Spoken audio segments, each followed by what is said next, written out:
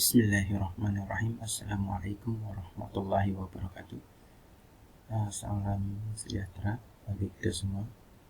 Jangan lupa kita selalu panjatkan puja syukur kepada Allah Subhanahu wa Ta'ala, dan juga marilah kita mengucapkan salawat salam terhadap baginda Muhammad SAW.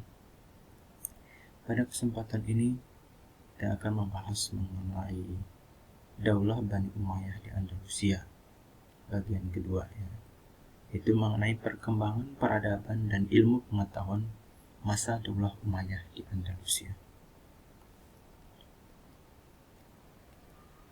Baik, kita lihat tujuan pembelajaran pada pertemuan kali ini. Yang pertama, siswa mampu menganalisis proses lahirnya Daulah Umayyah yang ada di Damaskus dan juga di Andalusia. Nanti kalian bisa menjelaskan bagaimana sih tahapan proses dari lahirnya, apakah sama, apakah ada yang berbeda. Terus yang kedua, siswa mampu menganalisis tahapan periode perkembangan Islam di Andalusia. Ini mencakup periode pertama sampai dengan periode ke-6, yaitu mulai dari masuknya Islam pertama kali dan juga Islam itu mundur dan dikalahkan oleh orang-orang Kristen. Terus yang ketiga, siswa mampu mengidentifikasi tokoh penyebaran Islam di Andalusia. Di sini juga kalian harus tahu siapa saja yang membawa Islam pertama ke Andalusia, siapa yang menyebarkan di pertama sampai dengan terakhir. Baik, dari tampilan ini bisa kita lihat ini adalah silsilah dari Daulah Bani Umayyah, baik yang berada di Andalusia ataupun di Damaskus.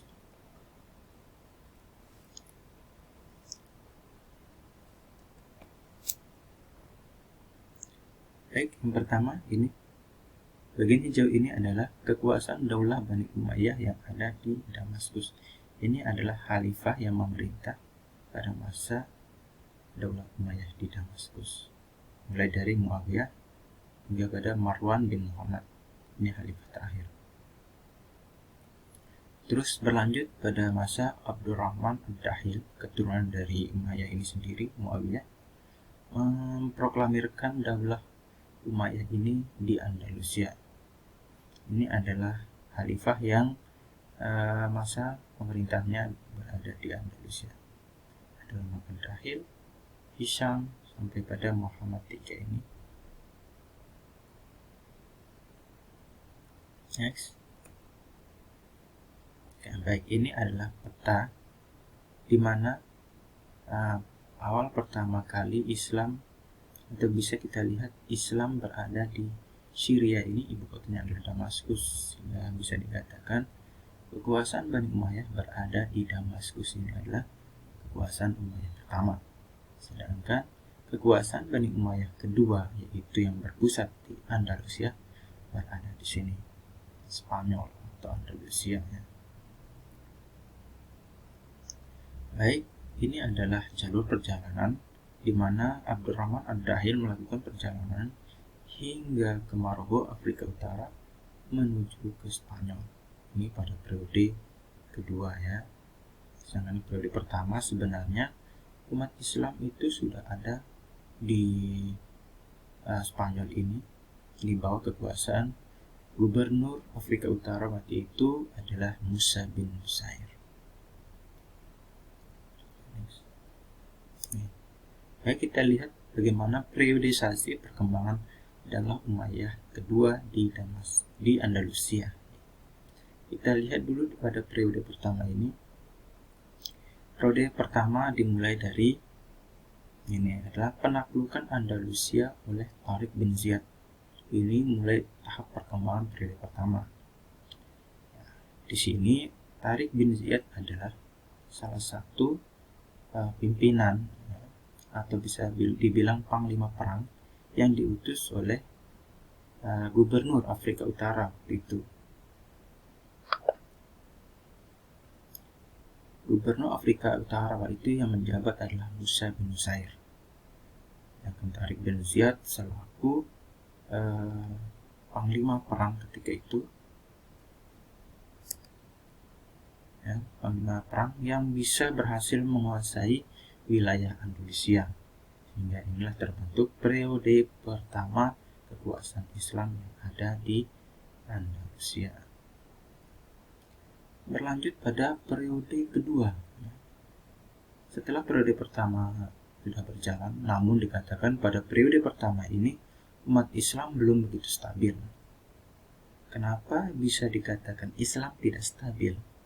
Karena kekuasaan Islam ketika itu banyak sekali yang saling berselisih paham, ya, terutama di para pemimpin-pemimpin yang memiliki berbeda pendapat, baik yang berada di Damaskus ketika itu. Oke. Perlu diketahui periode pertama ini wilayah kekuasaan Islam masih berada di kepemimpinan Daulah Umayyah yang ada di Damaskus. Karena periode pertama ini umat Islam, Daulah Umayyah di Damaskus belum hancur, ya, masih terbentuk dan berpusat di Damaskus. Terus lanjut ke periode kedua, ya. Periode kedua di mana umat Islam ketika itu Abdurrahman Ad-Dahil, ya, setelah runtuhnya Daulah Bani Umayyah di Damaskus pada periode kedua ini, melakukan perjalanan tadi sudah dari Suriah, ya, perjalanan ini dari Syria, Abdurrahman Ad-Dahil periode kedua menuju Libya langsung ke Afrika Utara. Di sini disambut oleh perwakilan dari Afrika Utara itu sendiri, masuk ke Portugal. Oke. Periode kedua ini umat Islam masuk ke Andalusia di bawah pimpinan Abdurrahman Ad-Dahil dan mengalahkan gubernur yang ada di sana, yang karena waktu itu gubernur yang memimpinnya tidak mau turun dari jabatannya. Perlu diketahui bahwa umat Islam pada periode pertama ini terbentuk ada beberapa dari kaum golongan yang berbeda, ya. Ada yang bagian utara, Arab Utara dan Arab Selatan yang memiliki visi misi yang berbeda sehingga belum menyatu. Ketika ada sebuah kesepakatan di periode kedua ini, salah satu pemimpin mereka tidak mau turun dari jabatan gubernur yang ada di Andalusia. Di lain pihak, Abdurrahman Ad-Dahil berada di berbeda, ya, dengan gubernur yang ada waktu itu di sana. Dia memilih mendukung gubernur dari kaum yang lain untuk menurunkan kekuasaan gubernur yang ada ketika itu. Disinilah Abdurrahman Ad-Dahil bisa mengalahkan gubernur tersebut dan menguasai wilayah Andalusia. Disinilah dimulainya atau diproklamirkannya Daulah Bani Umayyah yang ada di Andalusia. Kita lanjut ke periode ketiga. Di periode ketiga ini merupakan puncak kejayaan dari Andalusia, Bani Umayyah yang ada di Andalusia di bawah kepemimpinan Abdurrahman An-Nasir, ya, bergelar An-Nasir, Abdurrahman kedua. Di sini berbagai macam bentuk perkembangan, diantaranya mendirikan Universitas Cordova, ya, ada Masjid Cordova, ada juga ilmu pengetahuan sangat berkembang, sehingga dikatakan bahwa pada periode ketiga ini Daulah Umayyah ini hampir bisa menyayangi kejayaan dari Bani Abbasiyah yang ada di Baghdad. Oke, lanjut ke periode keempat. Pada periode keempat ini terjadi pada tahun 1013 sampai dengan 1086 Masehi, di mana pada masa ini terjadinya melemahnya kekuasaan Islam. sehingga terpecahnya menjadi berbagai negara-negara kecil. Di antaranya diperkirakan hampir 30 negara terbentuk ketika pada masa ini, sehingga untuk menyatukan dari umat Islam itu tidak bisa.